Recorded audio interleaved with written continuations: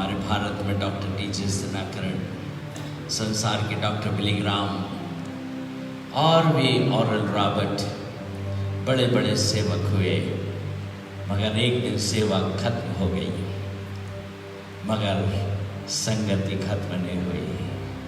आज भी वो खुदा के साथ संगति कर रहे हैं।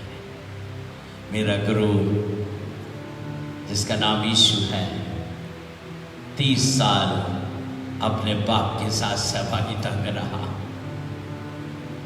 और 3.5 साल सेवा करी, मगर आज उल्टा हो गया है। परमेश्वर वहीं पर अपनी दुल्हन को लाना चाहता है, परमेश्वर वहीं पर अपनी कन्या को लाना चाहता है, यीशु मसीह वहीं अपनी प्रेमिका को लाना चाहता है। मेरे प्रियो, क्योंकि अंतिम समय में अंतिम कलीसिया की जागृति दीवानों के द्वारा आएगी। वो एक ऐसी दुल्हन को तैयार कर रहा है जो उसकी दीवानी होगी। मेरे प्रियो, बाइबल कहती है परमेश्वर ने कहा पहले दिन उजाला हो तो उजाला हो गया। उसने कहा आकाश बन जा तो आकाश बन गया। तीसरे दिन जल और पृथ्वी को अलग कर दिया। चौथे दिन उसने दिन के उजाले के लिए सूरज और रात के अंधेरे के लिए चंद्रमा को बनाया। 5वें दिन आकाश के पक्षी और जल के जीव जंतुओं का निर्माण किया। मगर 6वें दिन एक विशेष घटना घटी। परमेश्वर ने इंसान को अपने स्वरूप में बनाया और अपनी समानता में बनाया। ओ, परमेश्वर की वो मोहब्बत थी, परमेश्वर का वो प्यार था कि उसने इंसान को कुत्ता बिल्ली नहीं बनाया, मगर उसने इंसान को अपने स्वरूप में बनाया और अपनी समानता में सिरजा। ये परमेश्वर की मोहब्बत थी। 6वें दिन जो पहला राजा था वो आदम था और पहली रानी थी वो हवा थी। बाइबल कहती है उत्पत्ति 1:28 में उसने दोनों को आशीष दी और कहा फूलो फल वनस्पति पर भर जाओ, सारे संसार में मेरे बच्चे भर जाओ जो मेरे स्वरूप के हों, मेरी समानता के हों। परमेश्वर यही उसका दर्शन है और यही उसका दर्शन था और यही उसका दर्शन रहेगा। पहली रानी, पहला राजा, सब अधिकार उसको दिया। सारी चीज़ों के ऊपर अधिकार उस आदम के पास था, उस हवा के पास था। मेरे प्रियो, हर एक जानवरों के ऊपर अधिकार था। उसकी विजडम को जब मैं देखता हूँ तो आदम के पास ईश्वरीय विजडम थी, क्योंकि वो एक अलौकिक व्यक्ति था, वो एक सुपरनेचुरल व्यक्ति था। वो सुपरनेचुरल खुदा के साथ सहभागिता करता था, खुदा की सहभागिता में उसका जीवन था। उस आशीष को वो एंजॉय करता था, उस अधिकार को वो उपयोग करता था। जितने भी जीव जंतु हुए सबका नाम उस आदम ने रखा। What A wisdom! क्या उसके पास बुद्धि होगी मेरे प्रिय भाई और बहनों। मगर परमेश्वर ने सब कुछ उसके अधिकार में देने के बाद एक आज्ञा दी थी कि तू इस ज्ञान के फल को मत खाना। मगर मेरे प्रियो, उस आज्ञा को उसने तोड़ दिया। नहीं तो आदम सारे संसार पर परमेश्वर रूल करता था और परमेश्वर ने रूल करने के बाद उसने आदम को दे दिया था। मगर वो अनाज्ञाकारिता के द्वारा पाप आया और पाप के द्वारा मृत्यु आई। मेरे प्रियो, ये सफ़र बीच का गुजरते चला गया, मगर परमेश्वर ने हार नहीं मांगी, क्योंकि हम हार मानने वाले नहीं हैं, हम जीतने वाले हैं। परमेश्वर ने अपने इकलौते बेटे को आसमान से भेज दिया। अपनी दुल्हन को उसने उसके लहू के द्वारा उसने अपनी दुल्हन को तैयार किया। आज 2 ही पार्टी हैं। परमेश्वर अपनी पार्टी अपने लोगों के साथ, अपनी दुल्हन के साथ, अपनी कलीसिया के साथ इस देश में राज करना चाहता है। शैतान अपनी पार्टी के साथ इस देश में राज करना चाहता है। मेरे प्रिय भाई और बहनों, ये 2 शक्तियां आपस में लड़ रही है, मगर अंत हम बहुत अच्छे से जानते हैं। अंत में चर्च की विजय होगी, अंत में यीशु की विजय होगी, अंत में परमेश्वर की विजय होगी। मेरे प्रियो, ये कलीसिया उसकी दुल्हन है। बाइबल कहती है उसने उसे अपने लहू से दाम देकर मोल ले लिया है। बाइबल कहती है बाइबल कहती है हम अब अपने नहीं हैं, हम आपके हैं। गलाती 2:20 में बाइबल कहती है मैं क्रूस पर चढ़ाया गया, अब मैं जीवित नहीं रहा मगर मसीह मुझ में जीवित है। मेरे प्रियो, अब हम उसके हो गए हैं। अब 30% 60% का जमाना गया, अब 100% वो चाहता है। वो चाहता है उसकी दुल्हन पूरी रीति से उसकी हो जाए। मेरे प्रिय भाई और बहनों, कलीसिया के लोगों जो आप सुन रहे हो, अगर आखिर तक आप सुनोगे, मेरी आवाज़ नहीं है, ये खुदा की आवाज़ है।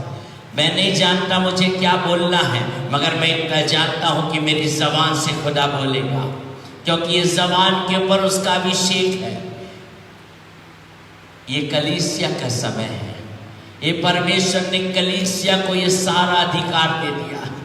सारा अधिकार और सारी आशीष उसने कलीसिया को दी है।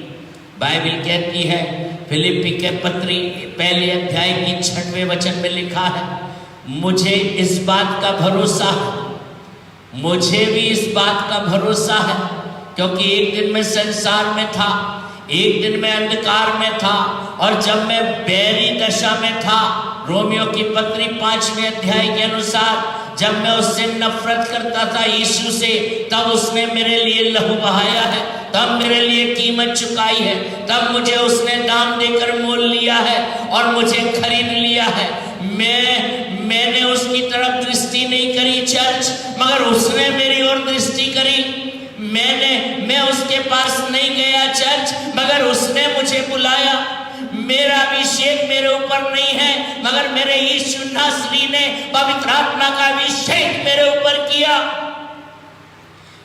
मैंने उसे अपना बच्चा बनने के लिए नहीं कहा, मगर बाइबल कहती है उसके अनुग्रह के द्वारा उसने मुझे अपना बच्चा बनाया। आज उसका ब्लड, आज उसका बीज मेरे लहू में बहता है।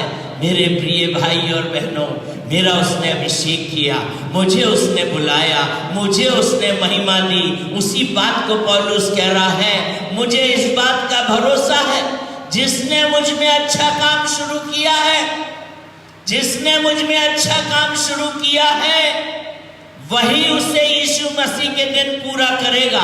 मेरे प्रिय भाई और बहनों, मैं इस बात की घोषणा करता हूं, आज जो लोग भी सुन रहे हैं और सुनेंगे, मैं इस बात को कहता हूं, जिसने आपके जीवन में अच्छा काम शुरू किया है वही अंत करेगा। बीच में कई स्टेशन आ सकते हैं, गाड़ी अहमदाबाद से चल रही है, कलकत्ता जाएगी। मेरे प्रिय, हो सकता है रास्ते में जबलपुर आ जाए और जबलपुर में कोई बैठ के भोपाल में उतर जाए, हो सकता है कोई रायपुर में बैठ के राउरकेला में उतर जाए, मगर गाड़ी अहमदाबाद से चालू हुई है और कलकत्ता जाएगी। हमारी गाड़ी भी यीशु मसीह ने बुलाया है, वहां से शुरू होगी और अंत भी यहोवा करेगा। ये बाइबल कहती है, इसलिए उसने कहा, यिर्मयाह 29:11 में लिखा है, मैंने मां की पेट से तेरे लिए योजना बनाई है और वो योजना कुशल की है। मैंने मां की पेट से योजना बनाई है, क्योंकि योजना बड़ेपन में बनाता तो तू शायद मेरी योजना में शामिल नहीं होता, मगर मैंने तो योजना मां की पेट से तेरे लिए बनाई है। और बाइबल का लेखक कहता है, जिसका एक बिंदु न कभी टलेगा, वो कहता है अंत में तेरी आशा पूरी होगी। ये गारंटी है। बाइबल कहती है, योग की पुस्तक 8वें अध्याय के 7वें वचन में लिखा है, हो सकता है आपकी शुरुआत आज छोटी हो, मगर अंत में बड़ी होने जा रही है। मैं यीशु के नाम से कह रहा हूं, क्योंकि हिंदुस्तान में रिवाइवल आने वाली है, और वो भी चर्च के द्वारा। गारंटी है इस बात की, गारंटी है इस बात की। आप पूछेंगे कैसे बोलते हो आप? अरे सर, मेरे देश को मेरा खुदा बहुत प्यार करता है, इसलिए बोलता हूं मैं। मेरा खुदा मेरे देश को बहुत प्यार करता है। ये बाइबल में लिखा है, विशेषकर इंडिया के लिए। इसलिए यीशु मसीह जब मुर्दों में से जी उठा, तो जी उठने के बाद उसने चेलों से कहा, सबको, मरियम से कहा, सब चेलों को कहना मैं गलील में मिलूंगा। और पतरस से भी कहना कि मैं तुम्हें गलील में मिलूंगा। जब गलील में यीशु मसीह गया, सब चेले मिल लिए, और जब सब चेलों से मुलाकात हो गई, और जब वो उन्होंने उनके साथ खाना खाया और उसके बाद सब घर चले गए, तब चेलों ने थोमा को बताया, थोमा जी आज हमको यीशु मसीह मिला था, थोमा जी आज हमको यीशु मसीह मिला था, थोमा जी आज हमने उसके साथ खाना खाया। थोमा बोला, तुम कुछ भी बोल लो, मैं विश्वास नहीं करूंगा, मैं विश्वास नहीं करूंगा जब तक कि मैं उंगली नहीं डाल लूं उसके घाव में, मैं विश्वास नहीं करूंगा। मगर मेरे खुदा ने भारत के लिए पहले से योजना बनाई थी। मेरा परमेश्वर भारत से पहले से प्यार करता था। जब थोमा पैदा नहीं हुआ, तब से उसके घर में खुदा ने इंडिया इंडिया भारत भारत डाल दिया था। तब यीशु मसीह थोमा के पास आया, कहने लगा, इधर आ भाई थोमा, तेरी उंगली ले और मेरी घाव में डाल ले। अविश्वासी नहीं मगर विश्वासी हो जा, क्योंकि तुझे हिंदुस्तान को बदलने जाना है। मेरे प्रिय भाई और बहनों, मेरे प्रिय भाई और बहनों, ये हिंदुस्तान जिससे खुदा मोहब्बत करता है, मैं गारंटी लिख के देता हूँ, कोर्ट स्टंप पे लिख के देता हूँ कि वो बदलने जा रहा है। जिस काम को मेरे खुदा ने शुरू किया है वही अंत करेगा। मेरे प्रियो, 100% बीच की स्टोरी में मत जाइए। हो सकता है आज आप निराशा में डूबे हो सकता है आप कोई गुनाहों में आज फंस गए हो सकता है आप कर्ज के दौर से गुजर रहे हो सकता है पारिवारिक कलह आपको टेंशन में दे रहा है। मगर मैं यीशु नासरी के नाम से आह्वान करता हूँ, जिसने तुम में अच्छा काम शुरू किया, जिसने तुम्हें बुलाया, जिसने तुम्हारा अभिषेक किया, जिसने तुम्हें चुना, जिसने तुम्हें लहू से खरीदा, जिसने तुम्हें अपनी संतान बनाया, जिसने अपनी बाहों में लेकर तुमसे कहा तुम मेरी दुल्हन हो, जिसने अच्छा काम शुरू किया है वही अंत करेगा, वही अंत करेगा, वही अंत करेगा। ये निश्चित बात है मेरे प्रियो, ये निश्चित बात है मेरे प्रियो। हम इस देश के इंचार्ज हैं। अगर आप कहेंगे इस देश की सुप्रीम कोर्ट का जज कौन है, तो मैं एक ही बात कहूंगा, मैं ये सुप्रीम कोर्ट की बात नहीं कर रहा, मैं अलौकिक सुप्रीम कोर्ट की बात कर रहा हूं। अलौकिक सुप्रीम कोर्ट का अगर कोई जज है तो वो चर्च है, वो कलीसिया है, वो कलीसिया है। अगर सबसे इन्फ्लुएंशियल पर्सन कौन है, सबसे ख्याति प्राप्त व्यक्ति इस दुनिया में कौन है, तो वो चर्च है, क्योंकि चर्च ही उसकी दुल्हन है। ये बाइबल कहती है, ये बाइबल कहती है चर्च ही उसकी परिपूर्णता है। अरे चर्च को हटा दोगे तो मेरा यीशु कहां से परिपूर्ण होगा सर? बाइबल कहती है मसीह कलीसिया का सिर है। अगर देह हट जाएगी तो सिर क्या करेगा? अरे चर्च ही तो ख्याति प्राप्त व्यक्ति है। बाइबल कहती है तुम मेरी देह हो और तुम उसके अंग हो। मेरे प्रियो, आज मैं उसका अंग हूं। थरथराते हुए, कांपते हुए इस वेदी के पास आया हूं। जब से पास्टर कपिल जी ने बोला, कई घंटे प्रार्थना में गुजारे एक ही बात के लिए कि आज मेरी ज़बान से तू बोलना मेरे लिए, मेरे भाई और बहनों के लिए, क्योंकि मैं हिंदुस्तान को मसीह का स्थान बनना देखना चाहता हूँ। मैं सच बोल रहा हूँ, मैं एक साधारण सी मौत मरना नहीं चाहता कि कोविड-19 से मर गया, कि मैं हार्ट अटैक से मर गया। अरे सर, मैं एक नया इतिहास रचकर मरना चाहता हूँ, क्योंकि मैं सबसे इन्फ्लुएंस व्यक्ति इस पृथ्वी पर मैं हूँ। मैं जानता हूँ एक यूसुफ ने उलट पुलट कर दिया सर। राजा कहने लगा नाम तो मेरा होगा मगर यूसुफ चलेगी तेरी, क्योंकि यूसुफ चर्च था।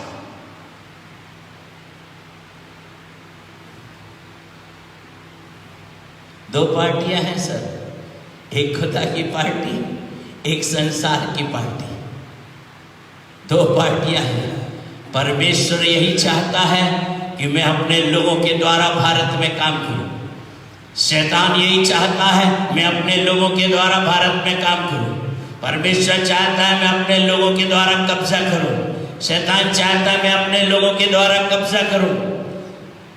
बाइबल कहती है सर, जब चर्च ऊपर उठेगा तो शैतान नीचे जाएगा। जब चर्च ऊपर उठेगा शैतान नीचे जाएगा, और जब चर्च नीचे जाएगा शैतान ऊपर जाएगा। चर्च नीचे चला गया मेरे भाई, इसलिए शैतान ने कब्जा कर लिया। ये खूबसूरत पहाड़ जो हैं ये मेरे बाप ने बनाए हैं और चर्च की प्रॉपर्टी है। ये खूबसूरत नदियां जो हैं ये मेरे बाप ने, मेरे परमेश्वर ने बनाई है और ये चर्च की है। मगर चर्च जब नीचे हो गया, संसार के ऊपर शैतान ने कब्जा कर लिया। मगर मैं यीशु के नाम से बोल रहा हूं, मैं यीशु के नाम से बोल रहा हूं, चर्च अब ऊपर जाने का समय आ गया। और जैसे ही चर्च ऊपर उठेगा, ये बाइबल कहती है मेरे प्रियो, ये बाइबल कहती है जब मूसा हाथ ऊंचा उठाता था शैतान हारता था। जब मूसा का हाथ नीचे होता था शैतान जीतता था। चर्च को ऊपर जाने की जरूरत है। चर्च को ऊपर उठने की जरूरत है। मेरे प्रियो, मैं ये बाइबल कहती है, और ये लॉकडाउन इसीलिए था कि चर्च को खुदा ऊपर उठाए, क्योंकि बाइबल इसी बात को लॉकडाउन में कहती है। एक समय और लॉकडाउन हो गया, तब एक लड़की खड़ी हो गई जिसकी शादी नहीं हुई थी। उसका मामा कहने लगा जा राजा के पास, अगर जाएगी तो मुर्दके ने कहा एस्तर जा राजा के पास, जाके यहूदी जाति को बचा ले। तो कहने लगी बिना राजा के बुलाए कोई नहीं जाता, और अगर बिना राजा के बुलाए जाएगा तो मर जाएगा।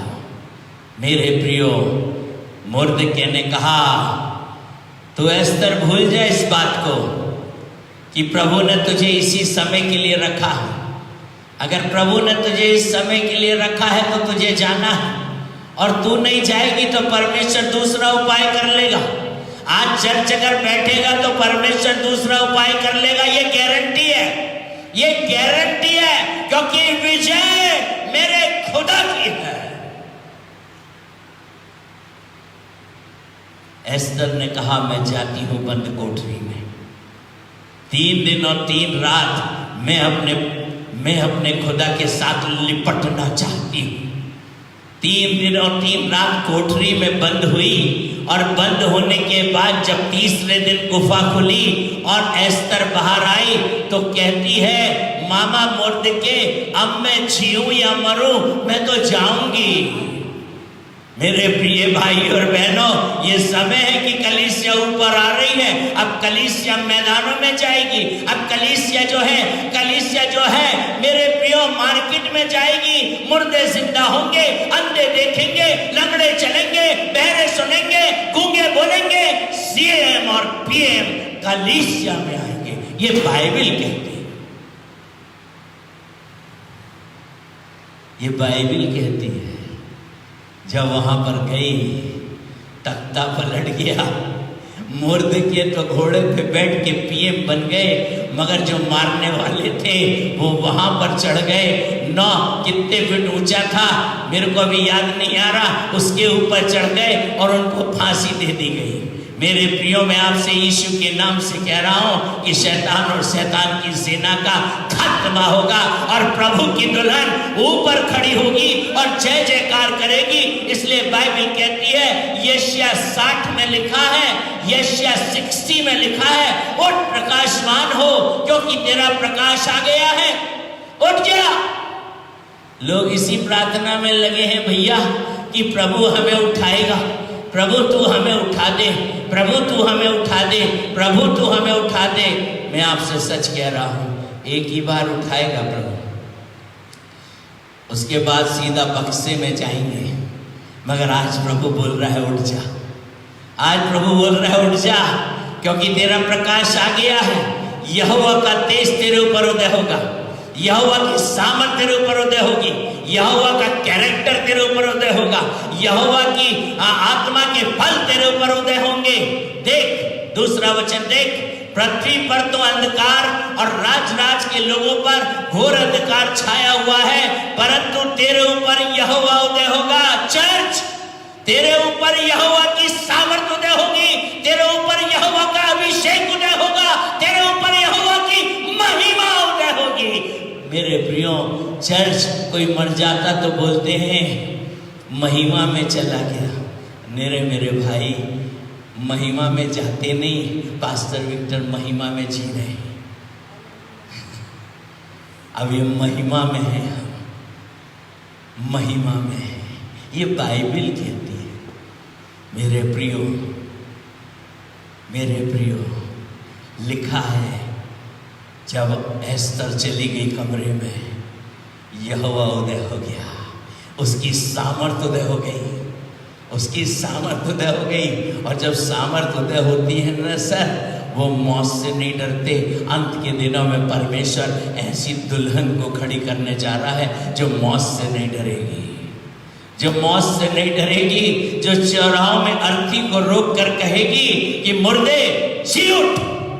क्योंकि बाइबल कहती है, यूहन्ना 14:12 में लिखा है, मैं तुमसे सच सच कहता हूं, जो काम मैं करता हूं वो काम तुम भी करोगे, वरना उससे बड़े काम करोगे। मैं पतरस को नहीं देखता सर कि परछाई से लोग चंगे हो गए, मैं पौलुस को नहीं देखता सर कि रुमाल से लोग चंगे हो गए, मैं एक ही व्यक्ति को देखता हूं, उसका नाम यीशु। वही मेरा उदाहरण है। उसने कहा, मैं तुमसे सच सच कहता हूं, मैं तुमसे सच सच कहता हूं। मेरे भाई और बहनों, मेरे प्रिय लोगों, लिखा है, देख पृथ्वी पर तो अंधकार और राज के लोगों पर घोर अंधकार छाया हुआ है, परंतु तेरे ऊपर यहोवा उदय होगा और उसका तेज तुझ पर प्रकट होगा। चर्च, दुल्हन, प्रिय, कबूतरी, देह, उसका तेज तेरे ऊपर प्रकट होगा। चर्च, ये बाइबल कहती है। तब तीसरा वचन कहता है, जाति जाति तेरे पास प्रकाश के लिए और सीएम और पीएम राजा तेरे आरोहण के प्रताप की ओर आएंगे। इस वचन पे मोहर लगाता हूं और इसीलिए जिंदा हूं। मौत नहीं मरना चाहता, हार्ट अटैक से, बीपी से और शुगर से। अरे मेरे भाइयों, मैं नया इतिहास रचना चाहता हूं और एक ही बात भूलता हूं, खुदा उपयोग कर, वो समय आ गया है। डरते नहीं सर, ये बाइबल कहती है, जब कलीसिया ऊपर जाएगी शैतान का सिंहासन नीचे आएगा।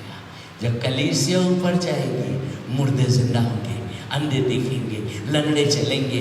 यहोशू ठक ठक ठक ठक मारे जा रहा है, मारे जा रहा है, मारे जा रहा है। मेरे प्रियो,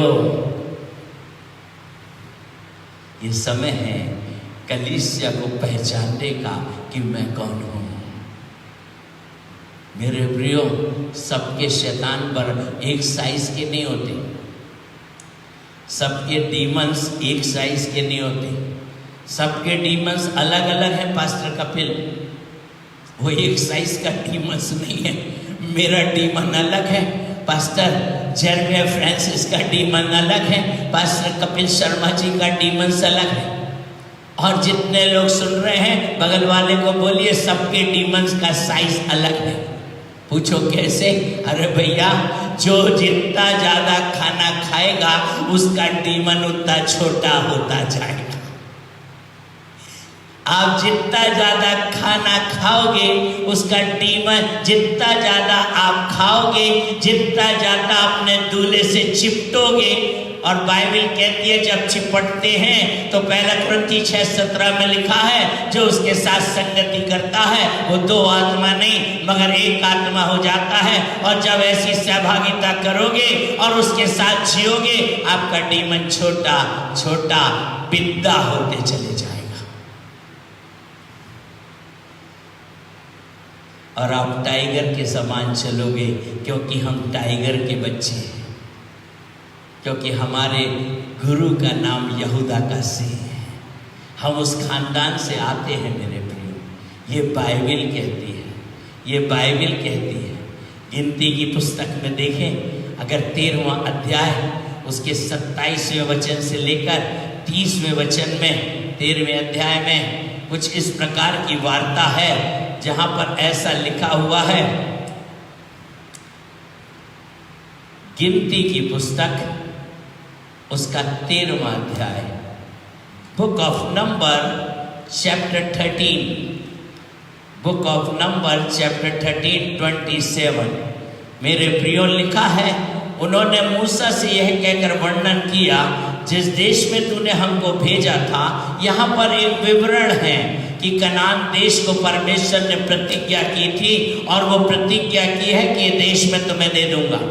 आज भी भारत देश के लिए प्रतिज्ञा की है कि ये भारत देश मैं उसकी दुल्हन को दे दूंगा, क्योंकि उत्पत्ति 1 में ही अधिकार दे दिया, उत्पत्ति 1 में ही उसने आशीष दे दी। और बाइबल कहती है सारा अधिकार मनुष्यों के पास है।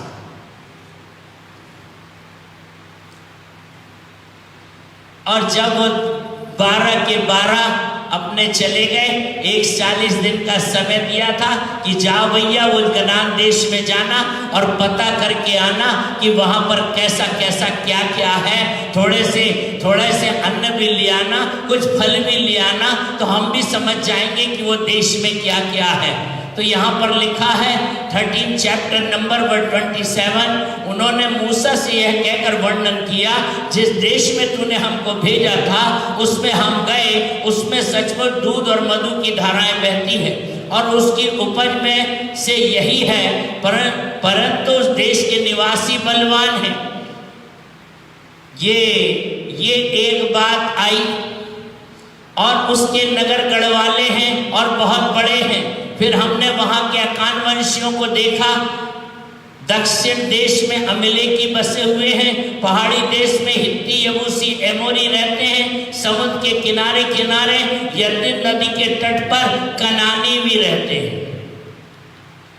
पर कालेब ने मूसा के सामने प्रजा के लोगों को चुप कराने के विचार से कहा, हम अभी चढ़ के उस देश को अपना कर लेंगे, क्योंकि निसंदेह हम में ऐसा करने की शक्ति है। पर जो पुरुष उसके संग गए थे, उन्होंने कहा, उन लोगों पर चढ़ने की शक्ति हम में नहीं है, क्योंकि हमसे बलवान है।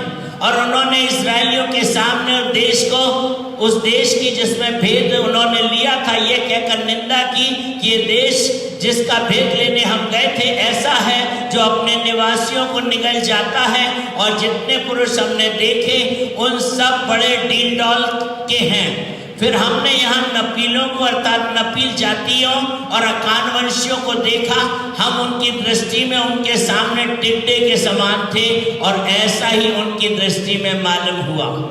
यहाँ पर 8 लोग जो थे उन जिनकी दृष्टि स्वाभाविक थी, मगर 2 लोग जो थे जो चर्च थे, जो जमीन के रहने वाले नहीं मगर स्वर्ग के रहने वाले थे।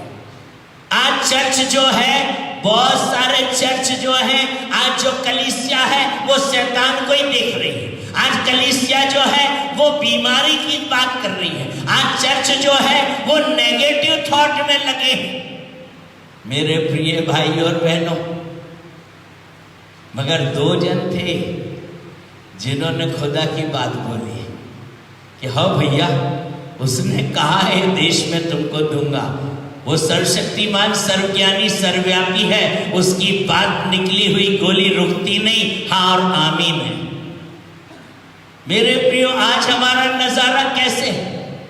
अगर हमारा नजारा नीचे देखने का है तो हमेशा कटोरा लेके भीख मांगेंगे कि प्रभु ये दे दे और वो दे दे और वो दे दे। और जिनका नजारा वो बाप के साथ रिश्ता होगा और बाप का देखने का होता है, वो मांगते नहीं है, सर छीन लेते।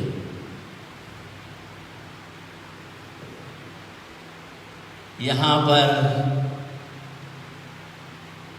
10 लोग इतना बोल रहे हैं, हम तो उनके सामने टिड्डे। वाह क्या बात है। आज कलीसिया यही सोच रही है कि हम तो अल्पसंख्यक में हैं, आज कलीसिया यही सोच रही है, हम थोड़े हैं। नहीं मेरे भाई, हम थोड़े नहीं हैं। हमारे अंदर भारत देश से बड़ा व्यक्ति रहता है, ये बाइबल कहती है। और अगर आप उसके साथ रहोगे तो ऊपर देखना बंद करके यहाँ देखने लग जाओगे, और जिस दिन मसीह यहाँ दिखने लगा वहां तो अद्भुत होने लगेगा। मगर प्रॉब्लम यह है कि हमारी मुलाकात उससे नहीं होती। हम प्रार्थना करते हैं, हम बाइबल पढ़ते हैं, हम चर्च जाते हैं, हमने परंपरा को बना लिया है मसीहत। मसीहत परंपरा नहीं है सर, मसीहत तो एक सच्चाई है, मसीहत तो एक अनुभव है, मसीहत तो एक एहसास है, मसीहत तो एक अनुभूति है। ये बाइबल कहती है। मेरे प्रिय भाई और बहन, मेरे प्रिय भाई और बहन, आज हमारा नजारा कैसा है? आज हम किस रीति से देखते हैं? आज हम किस रीति से बोलते हैं? क्या हमारी जवान अलौकिक है या हमारी जवान सुबह से स्वाभाविक रहती है? हम सुबह उठते हैं और शरीर की बातें बोलने लगते हैं। हम सुबह उठते हैं और हमारी आंखों से हम वही देखते हैं जो हमारी नेचुरल आंखें देखती है। अरे जो मसीह के साथ रहता है और जो स्वर्गीय वस्तुओं की खोज में रहता है, जिसका पवित्र आत्मा से बपतिस्मा हुआ है, जिसके ऊपर आग उतरी है, जो आत्मा में डूबता है, वो स्वाभाविक नहीं देखता, वो अलौकिक देखता। वो बोलता है चलो अभी हम इस देश को ले लेंगे। वो बोलता है चलो अभी हम इस देश को ले लेंगे। मेरे प्रिय भाई और बहन, परमेश्वर यही चाहता है कि हम अपने नज़ारे को बदल लें, हम अपने नज़रिए को बदल लें। अगर हमने अपने नज़रिए को नहीं बदला तो ये मत भूलना कि जागृति नहीं आएगी। अरे जागृति का आना तो निश्चित है। परमेश्वर अपने लंगड़े लूलों को, और वो कहेगा चौक में जो टुंडे हैं उनको ले आओ, मैं उनके द्वारा जागृति ले आऊंगा। मगर ये तो मैं आपको यीशु के नाम से कह रहा हूं कि भारत देश से मेरा यीशु प्रेम करता है। ये तो मैं यीशु नासरी के नाम से कह रहा हूं, भारत देश के लिए मेरे यीशु का लहू बहा है।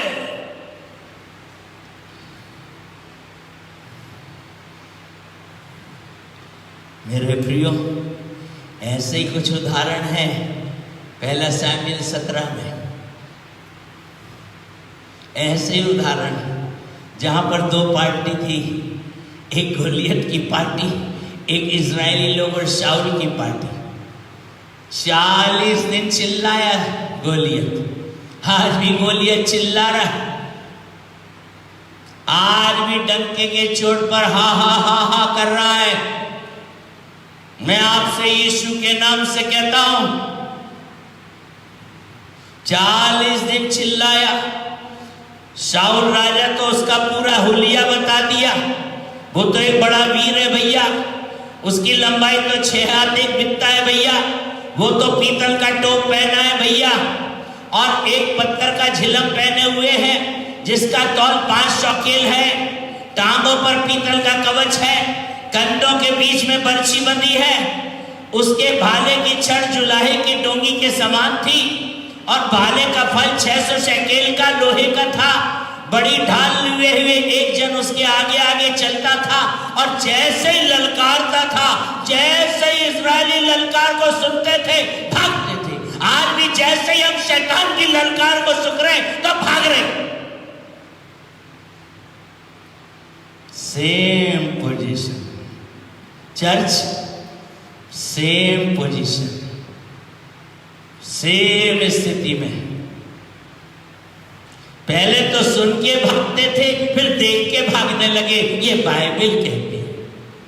क्योंकि आप कैसा सुनते हैं ये आपके ऊपर है, आप कैसा देखते हैं ये आपके ऊपर है, आप जवान से कैसा बोलते हैं ये आपके ऊपर है। अगर आप शरीर के ही गुण गाएंगे, शारीरिक जीवन में लगे रहेंगे, शारीरिक बातें करते रहेंगे, शारीरिक सोचते रहेंगे, शारीरिक गीत गाते रहेंगे, और शारीरिक आंखों से वचन को पढ़ते रहेंगे, शारीरिक रीति से प्रार्थना करते रहेंगे, तो आप शारीरिक व्यक्ति हैं, आप मट्टी के व्यक्ति हैं।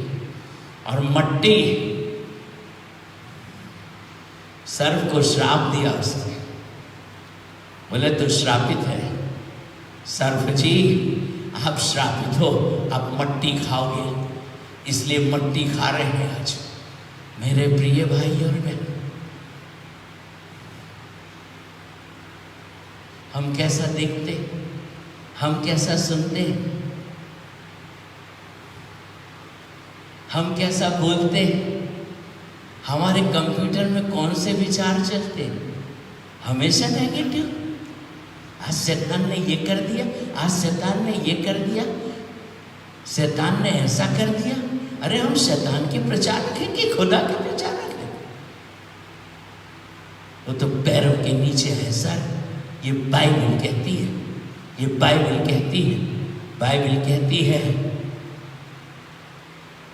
लिखा है यशे उसका 8वां पुत्र था। 8 मतलब न्यू बिगिनिंग, 8 मतलब नई बिगिनिंग है। वो भी वहां आया। खुदा का धन्यवाद हो, परमेश्वर के नाम का धन्यवाद हो, वो भी यहाँ आया। और जब वो देख रहा था, जब वो देख रहा था मेरे प्रियो, उसने भी देखा। बाइबल कहती है दाऊद ने भी सुना और दाऊद ने भी देखा, मगर दाऊद का सुनना और दाऊद का देखना मट्टी का नहीं था, हेवन का था। बाइबल कहती है सर चर्च नीचे नहीं है, चर्च ऊपर। अगर चर्च नीचे जाएगा लुट जाएगा हिंदुस्तान, और लुट ही चुका है। मगर अंत के दिनों में चर्च ऊपर जाएगा और एक दिन में देश बदल सकता है, एक पल में जाति बदल सकती है। उसने कहा भैया 5,000 रुपए किलो चावल बिक रहा है, तो प्रभु के सेवक ने कहा कल 5 रुपए किलो बिकेगा। तो हा हा हा हा करने लगा, कहने लगा ये हो ही नहीं सकता। तब प्रभु के दास ने कहा ये तो होगा मगर तू खाएगा नहीं। मैं गारंटी के साथ कहता हूँ हिंदुस्तान मसीह का स्थान बदलेगा और उसमें 2 किस्म के लोग रहेंगे, एक जागृति को देखने वाले, दूसरे जागृति में शामिल होने वाले। आप कहाँ हो? आप कहाँ हो? गोलियत की पार्टी की दाऊद की पार्टी? दाऊद गया और बोला शाऊल से अपन जाएगा सर, अपन जाएगा सर। दाऊद ने को देखा और देखकर कहने लगा अरे भैया इसकी तो मूछ भी नहीं आई, इसकी तो मूछ भी नहीं आई है। मगर दाऊद ने बताया क्योंकि दाऊद गोलियत के बारे में नहीं जानता था, दाऊद अपने परमेश्वर के बारे में जानता। आज कलीसिया जो है वो शैतान के बारे में ज्यादा जान रही है मगर परमेश्वर के बारे में कम जान रही है।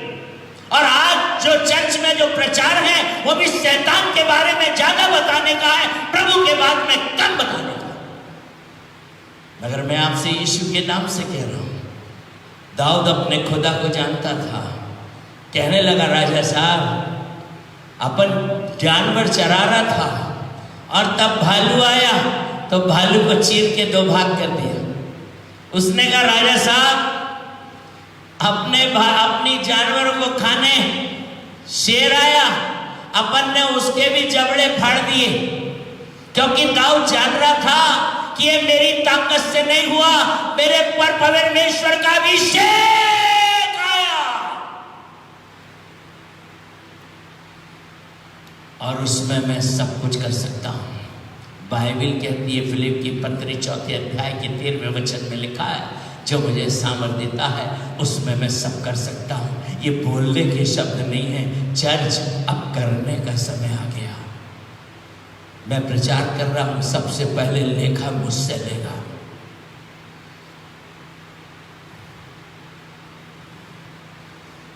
दाऊद बोला अपन टाइगर को और भालू को लगा दिया, तो ये कौन सा खतना रहित पलिश्ती? लिखा है 26वें वचन में, ये खतना रहित पलिश्ती क्या है कि जीवते परमेश्वर की सेना को ललकारे। ये कौन से खेत की मूली है जो मेरे परमेश्वर और उसकी सेना को ललकारे? मैं अपने खुदा को जानता हूं। प्रॉब्लम यह है कि बाइबल पढ़ना और प्रार्थना करना और उपवास करने से खुदा को ना कोई जाना है ना जान सकता। ये मेरा संदेश नहीं है, मगर मैं तो सच्चाई बोल रहा हूँ। रिश्ता बाइबल पढ़ने से नहीं बनता, रिश्ता खुदा की आवाज़ को सुनने से बनता। रिश्ता खुली खुदा को आंखों से देखने से बनता है। रिश्ता खुदा को छूने से बनता है। वो मुर्दा नहीं है सर, वो जिंदा है। वो मुर्दा नहीं है सर, वो जिंदा है। और जब ये क्रियाएं रोज होने लगेगी, आप उचकने लग जाओगे। मैं बाइबल पढ़ता हूं तो बैठे नहीं रहता हूं, कई बार उचकता हूं और नाचता हूं। मेरे घर वाले भी पहले सोचते थे कि पागल हो गए। नई नई शादी हुई थी तो ऐने के पास जाके मुस्कुराता था, तो मेरी बीवी कहती थी ऐने के पास देखकर क्या करते हो? अरे मैंने कहा खूबसूरत चेहरे को देखता हूं, क्योंकि मेरा चेहरा परमेश्वर के समान है। मेरे प्रिय, शाऊल कहने लगा वो तो जन्म से ही शूरवीर है। देखिए सर, आप किसके गुण गा रहे हैं दिन भर? वैसे ही आप हैं, मगर आज की शाम खुदा बंधनों को तोड़ देना चाहता। थोड़े समय और मेरे साथ ठहरे रहना। बाइबल कहती है, शाऊल ये नहीं बोला, शाऊल बोला वो तो जन्म से ही शूरवीर है, उसके पास तो इतना सब कुछ है। दाऊद बोला अपन अपने खुदा को जानता है, जो भालू को फाड़ दिया और टाइगर को फाड़ दिया, ये घटना रहित फलिस्ती मेरे परमेश्वर और उसकी सेना को ललकारता। लिखा है 36वें वचन में, क्या वो जीवते परमेश्वर की सेना को ललकारता है? 37 में लिखा है, फिर दाऊद ने कहा यहोवा जिसने मुझे सिंह और भालू दोनों के पंजे से बचाया है, वो मुझे इस फलिस्ती के हाथ से भी बचाएगा। मैं कलीसिया आपसे कह रहा हूं, जिसने आपको नरक में से निकाल के स्वर्ग में बैठाया, जिसने आपको अपनी दुल्हन बनाया, जो आपका सिर हो गया, जिसने आपको लहू से खरीद लिया, जिसने आपको बुलाया, आपका अभिषेक किया, आपको भेजा, वो आपको छुड़ाएगा।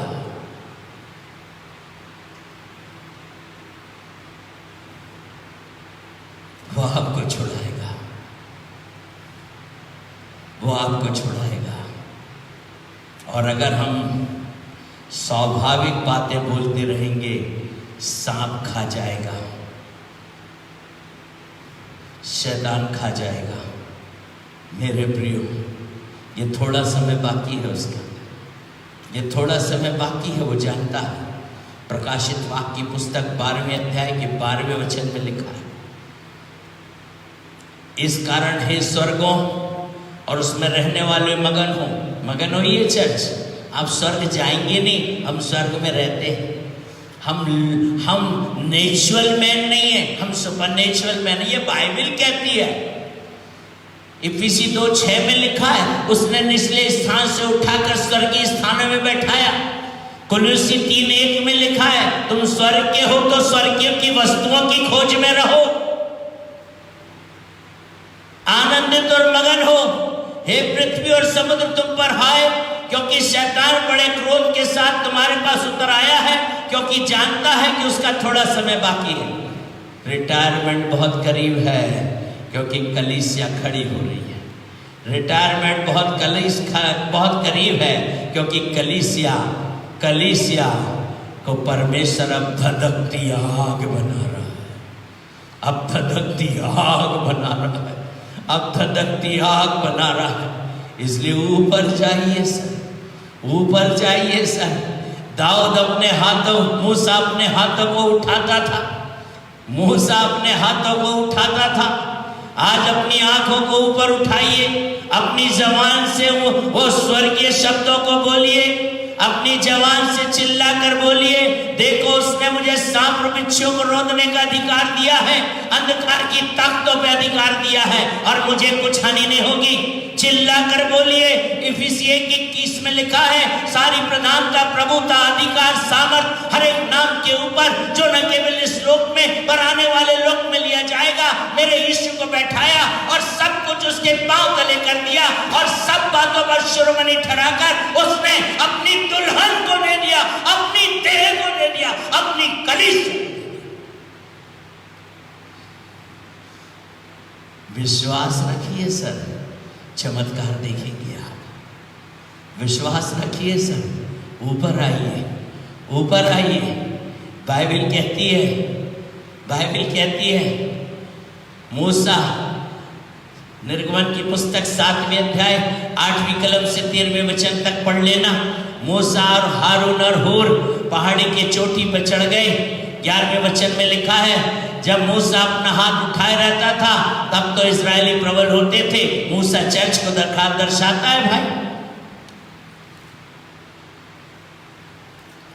जब वो हाथ ऊंचा उठाता था, जब वो ऊंचा देखता था, जब वो अपने आप को टिड्डा नहीं मगर बलवान देखता था, जब वो अपने आप को भालू और टाइगर का मारने वाला देखता था, जब वो देखता था कि यहोवा मेरे अंदर है और यहोवा मेरे साथ है। दाऊद कहता है, संग्राम मेरा नहीं, संग्राम यहोवा का है। आज चर्च खुद लड़ रहा है। खुद लड़ोगे तो कभी नहीं जीतोगे सर। हमारे पास खुद कुछ नहीं है, हम तो मर चुके। मसीह जीवन की शुरुआत मरने से होती है। अपना कंप्यूटर लगा लगा के कभी ऊपर नहीं उठेंगे, ये बाइबल कहती है, ये बाइबल कहती है। इफिसी 3:20 में लिखा है, अब वो ऐसा सामर्थ्य है कि हमारी विनती और समझ से कहीं बढ़कर काम कर सकता है, उस सामर्थ्य के अनुसार जो तुम में काम करती है। उस सामर्थ्य से काम होगा, हमारे कंप्यूटर से नहीं होगा सर। चर्च हम अपने नहीं हैं, हम किसी की दुल्हन हैं। दाऊद इस बात को जानता था, मूसा इस बात को जानता था। जब वो अपना हाथ ऊंचा उठाते थे, जब हम भी स्वर्ग की ओर देखने लगेंगे, जब भी हम यीशु की तरफ देखने लगेंगे, जब वचनों में हम यीशु को देखने लगेंगे, जब हम अपने कानों से यीशु की आवाज़ सुनने लगेंगे, जब हम उसे छूने लग जाएंगे, मेरे प्रियो, ऐसा करंट लगेगा, ऐसा करंट लगता है। वो यीशु हमारे अंदर से निकलना चाहता है और फिर वो जिसको देखता है उसको निकलता है। 5 मई को मेरे चर्च में एक व्यक्ति मर गया, पीछे बैठा था, मर गया। लोग उसको देखकर रोने लगे। यहाँ वर्शिप चल रही थी, मैं वहाँ गया, मैंने कहा इसको उठाओ नीचे ले चलो। नीचे देखा तो खत्म हो गया था। मैंने आसमान की तरफ देखकर प्रभु की तरफ देखा, मेरी आंखें उससे मिली। मैंने कहा तेरे भवन में, तेरी उपस्थिति में तो मुर्दे जिंदा होते, ये मरा कैसे? मैंने कहा यीशु नासरी के नाम से मौत की आत्मा को शापित करता हूं। I release the life in Jesus name. I release the life in Jesus name. मैंने कहा 15 मिनट पड़े रहने ना, उठ के खड़ा हो जाएगा। 15 मिनट पड़ा ना, उठ के खड़ा हो गया। वो खुदा जिंदा है, वो खुदा जिंदा है। मूसा अपने हाथ को नीचे ऊपर करता था। चर्च ऊपर आइए, चर्च ऊपर आइए। पौलुस के समान आंख मत बनाइए, पतरस के समान मत बनाइए। हम पौलुस और पतरस के जमाने के नहीं, हम यीशु के जमाने के लोग। हम यीशु के समान काम करेंगे और यीशु से बड़े काम करेंगे। ये बाइबल कहती है। ऊपर देखिए, विजय आपकी है। ऊपर के शब्द बोलिए, ऊपर की बातें सुनिए, ऊपर की बातें सुनिए। उस खुदा को ऊंचा उठाइए, उस खुदा को ऊंचा उठाइए, उस खुदा को ऊंचा उठाइए। मेरे प्रियो, जितना करेंगे ये नीचे होते जाएगा शैतान। मसीह की सुगंध आपके अंदर से बहने लग जाएगी, बहने लग जाएगी। मेरा सपना नहीं है, ये मेरे खुदा का सच्चाई है। उसकी दुल्हन हारेगी नहीं सर, ये अंत का समय है। मैं ऐसे कुछ लोगों को जान रहा हूँ, जिन्होंने अपना जीवन समर्पित कर दिया है। मैं अपने चर्च में कई लोगों से पूछता हूँ कौन सी सेवा चाहते हो, तो पिछली बार बोले मैं शहीद होना चाहता हूँ, मैं शहीद की सेवा चाहता हूँ। दुख होता है मुझे भाई, मैं बस्तर में रहता हूँ, नक्सलाइट इलाका है। रायपुर में रहता हूँ, बस्तर एक पार्ट है, नक्सलाइट इलाका है। जब मैं सुनता हूँ 20-20 साल 25-25 साल के जवान लड़कियाँ जवान लड़के मौत को यहाँ बांध लेते हैं सर, और घर से निकलते हैं बाय बाय, अब वापस आएंगे या नहीं, हम अब नक्सलाइट बन गए, अब हम उनके लिए जिएंगे। शैतान ने इतना बांध दिया भाई, फिदाइन बना दिया, नक्सलाइट बना दिया, आतंकवादी बना दिया, जो उनको मौत का खौफ नहीं। ये अंतिम समय है, मसीह अपनी दुल्हन को उससे बड़ा खौफनाक बनाने जा रहा है। शैतान के लिए हम जगत की ज्योति होने वाले हैं। मेरे प्रियो, अब आशीषों की बारिश, बूंदे नहीं टपकेगी, अब बारिश होगी, अब टिमटिमाएगी नहीं हमारी बत्ती, मगर सूरज के समान चमकेगी। उठ, तेरा प्रकाश आ गया है, उठ, तेरा प्रकाश आ गया है। आज की शाम में आपसे बोल रहा हूं, आज की शाम खुदा आपसे बोल रहा है। अगर आप को पवित्र आत्मा कुछ बात करती है, आप उस निर्णय पे आते हैं, तो आज की शाम आपके लिए है सर। अब वो समय गया कि हम 50-50 क्रैक चेक रहे, अब तो वो 100% चाहता है। बाइबल कहती है, मैं समाप्त कर रहा हूँ, जो अपना प्राण बचाएगा वो उसे खोएगा, और जो खोएगा वो उसे बचाएगा। निर्णय आपके हाथ में है। आपका देखना कैसा है, आपका सुनना कैसा है, आपका बोलना कैसा है। मैं प्रार्थना कर